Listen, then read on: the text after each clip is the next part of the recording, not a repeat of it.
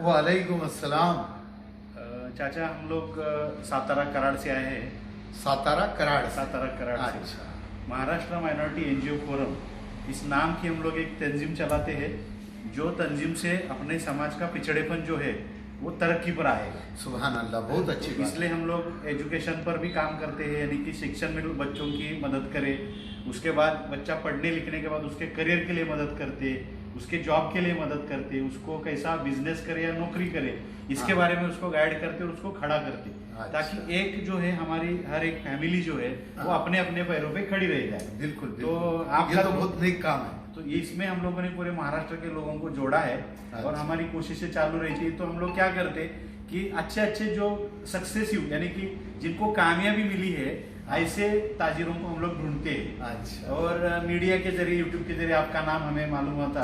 अल्लाह का शुक्र है कि आज हमें मिलने का मौका आपसे मिला। तो कुछ अंत सवाल मैं आपके कामयाबी के बारे में पूछना चाहता हूँ। बिल्कुल पूछिए। जो दिल्ली यानी कि तन्हाई से मैं यहाँ तक आया, तो मैं सोचता हूँ कि आपसे मिलने के बाद कुछ बातें, कुछ मालूमात हमें मिले, उसको हमारे कौम के लिए फायदा हो। बिल्कुल।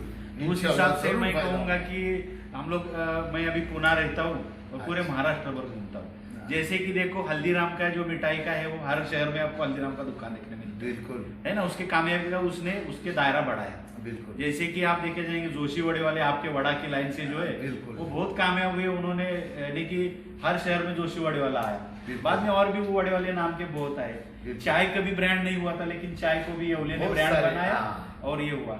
आप भी आज एक कामयाब ब्रांड है। बिल्कुल। समनापुर वाले चाचा, ये ब्रांड है आपका। बिल्कुल। नसीब वड़ा पाव, ये तो हम लोग नाम यहाँ आके बाद देखते हैं, लेकिन नसीब वड़ा पाव नहीं फेमस है। हाँ। समनापुर वाले चाचा वड़ा पाव फेमस है। अच्छा। तो हम लोग चाहते हैं कि ये चाचा वड़ा पाव जो है, या नसीब चाचा वड़ा पाव अपना ऐसा कहेंगे। हाँ, नसीब वड़ा पाव सेंटर। हाँ, तो नसीब वड़ा पाव ऐसा अपन हम लोग कहेंगे। तो इसको हम लोग कैसा, इसको आप क्या बढ़ाने की चाहत है या आपका बढ़ाने का क्या प्लान है? बिल्कुल, इसमें आगे बढ़ाने का काम है मेरा। उसके ऊपर मेरा अभी रिसर्च चालू है। कुछ दिनों के बाद मैं उसमें कामयाबी हासिल करूंगा। और उसके वजह से मैं थोड़ा सा, देखो अभी ये एक आइटम है ऐसा। हाँ। ये लाना मशीन के अंदर वो फिट करना है मेरे को। अच्छा। कुछ ना कुछ उसके अंदर करने की कोशिश कर रहा हूँ। अच्छा। तो वो मैं करूँगा। अच्छा। और सक्सेस करूँगा। और सक्सेस करने के बाद तुम्हारे जो फ्रेंचाइजी जिसको बोलते हैं, वो बहुत सारे फ्रेंचाइजी दे सकता है। फ्रेंचाइजी। हाँ, फ्रेंचाइजी। अभी इसमें जो एडवांस टेक्नोलॉजी है कि नया टेक्नोलॉजी जो है, हाँ। अभी सभी जगह अभी गैस भी नहीं मिलता है ना। हाँ। आपका समझो आप एक गैस के चूल्हे पर अपना चल रहा है। हाँ, है ना, और वो तेल जो गर्म करना है और उसमें ये सब करना है। हाँ। बनाना है वड़ा पाव को। हाँ। है ना, और इसके पहले की जो प्रोसेसिंग है वो भी आपको करना पड़ती है। बिल्कुल। है ना, तो इसमें अभी आपके दुकान में यानी कि पूरे बिजनेस में कितने लोग लगते हैं काम के लिए? आज तो मेरे पास 10 एक लोग काम को है। 10 एक। 8 बोले तो जेंट्स है और 2 लेडीज। 2 लेडीज आज मेरे वहाँ पर ऐसा इतना लोग काम कर रहे हैं। अभी चाचा आपकी उम्र क्या है? मेरी 68 चालू हो गई है। 68 चालू है। हाँ। अभी एक मैं बात कहना चाहूंगा हाँ। कि सुबह आप कितने बजे दुकान खोलते हैं और दिन भर कितना देर खड़े रहते हैं? क्योंकि ये मसला जो है ना हमारी कम्युनिटी में, यानी कि कोताही, आलस बहुत है। हाँ। तो ये आपके इसमें आलस नहीं, इसलिए आप कामयाब है। हाँ, ये भी इसके पीछे का एक राज है। बिल्कुल। तो मैं अपने कम्युनिटी को या समाज को दिखाना चाहता हूँ हाँ। कि मेहनत, कड़ी मेहनत क्या होती है। वो जो मेहनत आपकी, वो आपके लफ्जों में आप हमें कहें।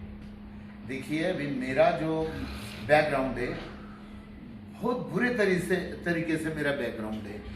जैसे कि उदाहरण देना है आपको, तो तुम्हारे मालूमात के वास्ते मैं बोलता, 1964 या 65 के अंदर मेरी अम्मी का इंतकाल हो गया।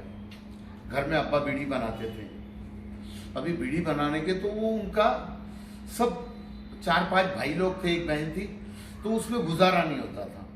तो मैं दूसरी स्कूल में जाता था। दूसरी कक्षा, दूसरी 8-9 उम्र के थे। हाँ, 9, 8, 9, 10 उम्र का हूँ। दूसरी कक्षा में मैं स्कूल में जाता था। तो वो पीरियड में ऐसा था कि 8 आदमी 4 रोटी बनाए, आधी आधी खा गए, काम हो गया। ऐसे इतनी पोजीशन खराब थी, तो इसके लिए मैंने होटल में काम चालू कर दिया। इतने बचपने में मैंने होटल में काम किया। अभी होटल में भी काम मेरे को था, लेकिन कुछ जगहों पर खा पी के 7 रुपये हफ्ता देते थे, मतलब रुपया रोज। सुबह 7 बजे से काम करना, रात को 11 बजे तक, और वो 1 रुपया रोज मिलता था और खाने को मिलता था। फिर उसके बाद कुछ होटलों में 10 रुपये मिलने लगे, 15 मिलने लगे, 25 तक मिलने लगे, हफ्ते को 25 रुपया मिलने लगे। उसके बाद में मैंने फिर जैसा कि होटल में भी काम करता था, समझो होटल का छूट गया, तो भंगार का धंधा करता था। भंगार का अगर समझो नहीं है, भाव कम हो गए, उतर गए भाव, तो फिर तुम्हारे ये काली महीना जिसको करवंद बोलते हैं, ये करवंदों का धंधा किया मैंने। गारीगार भी गया, जो आइस कैंडी बोलते हैं, वो भी गया। हाँ, साइकिल पर कम से कम 30 किलोमीटर रोज का घूमता था साइकिल के ऊपर। तो ऐसा घूम के मैं बिजनेस करता था। अच्छा, हाँ, ऐसा करता था। और फिर होटल का भी तो मालूमत थी मेरे को। अच्छा। फिर ऐसा धंधा करते करते फिर मैंने ये सोचा कि मैं 4 बजे तक 3 बजे तक जो तुम्हारा फ्रूट है वगैरह ये सब बिका के आ जाता है, और फिर 4 बजे के बाद मैं मोकला है तो क्या करूं। फिर मैंने अपने को वड़े का मालूमत था, तो वड़े का धंधा शुरू किया। शाम को 4 बजे दुकान लगाता था, शाम को दिन डूबने के बाद बंद करता था।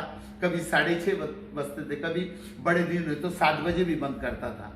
ऐसा, और वो टेबा रहता था राकेल का, उसके ऊपर अपना उसी के उजाले में हम वो धंधा करते थे, समझो अंधेरा होगा। तो ऐसा करके अपन ने धंधा किया। गैस बत्ती तो मालूम नहीं थी, बहुत दिनों के बाद वड़ा पाव का धंधा कौन से साल में शुरू किया? ये मैंने 78 में चालू किया। 78 में चालू किया। 1978 में मैंने वड़े का काम चालू किया।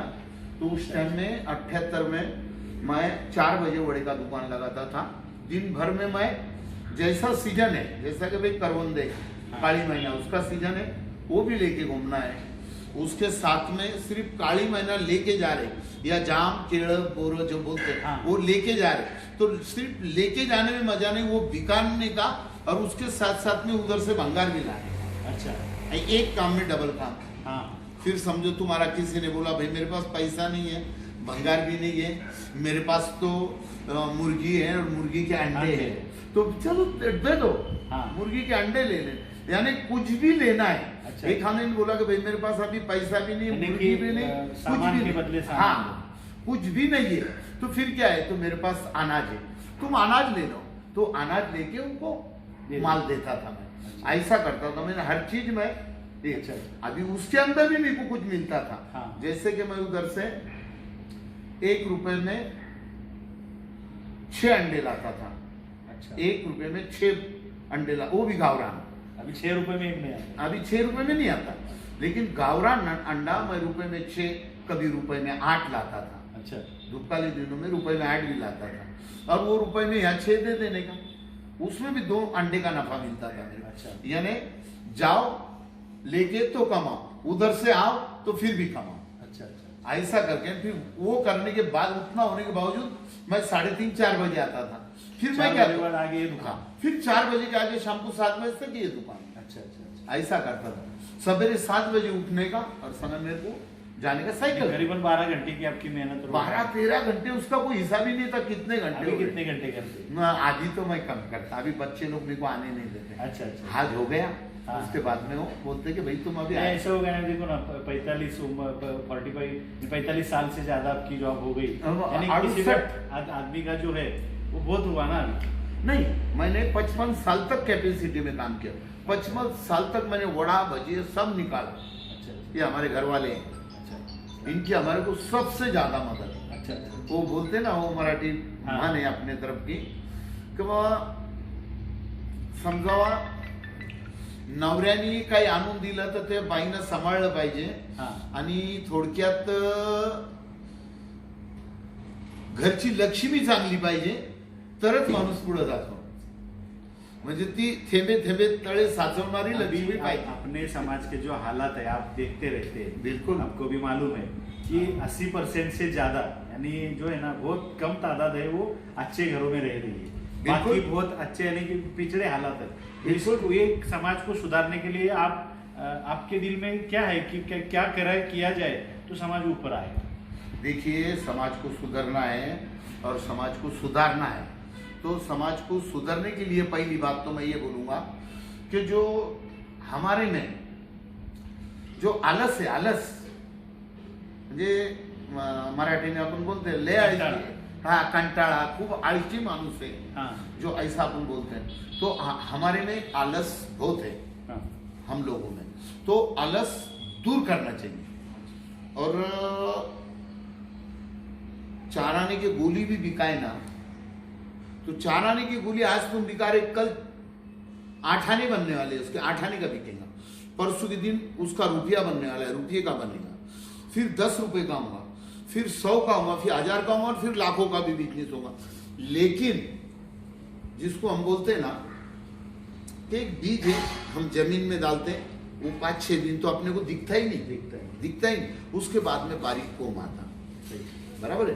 तो हमको छोटे से ही बड़ा हो सकता, सही, बराबर है, सही। लेकिन तुम क्या बोलेंगे, झटपट होना, तो वो नहीं हो सकता तुम्हारे से। तो कोई भी बिजनेस करेंगे तो उसमें तुम्हारे को फायदा होगा।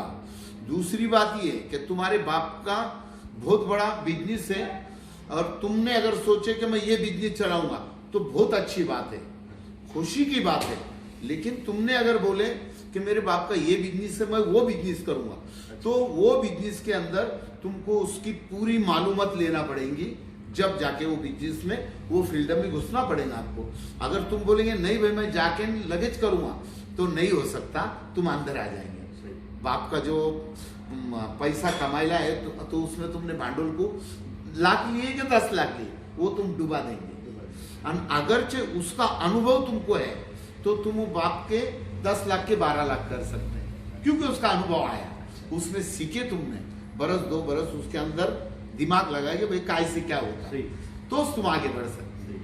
अभी आखिरी 1-2 सवाल करूंगा फिर।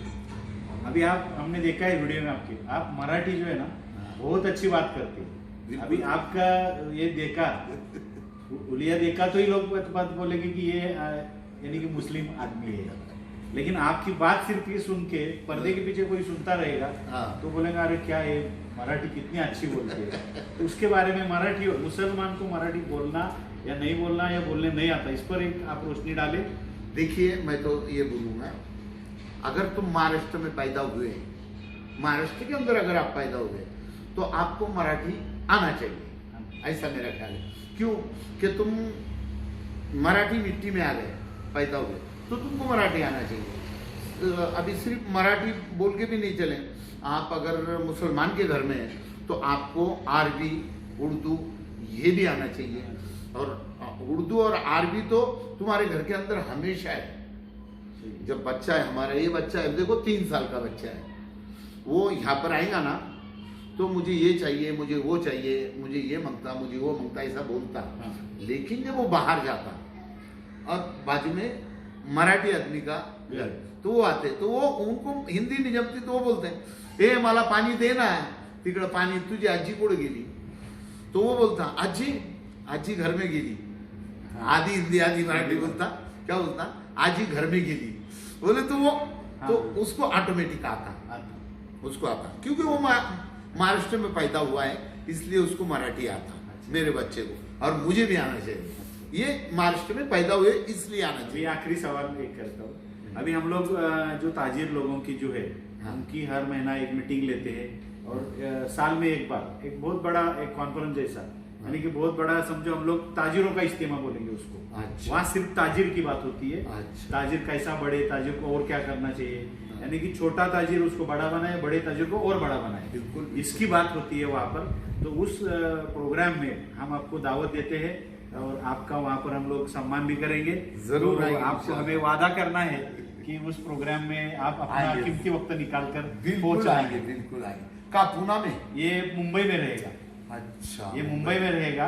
इसको हम आपको 15 दिन पहले आपको बता देंगे इंशाल्लाह। तो उस वक्त आपके थोड़े काम आगे पीछे करके जरूर आएंगे, आपको आना है, ये हमारी दावत कबूल करें। चलेगा इंशाल्लाह, जरूर। आपको मिलकर, आपसे सुनकर बहुत बहुत खुशी हो गई। आपका बहुत बहुत शुक्रिया, जज़ाकल्लाह खैर।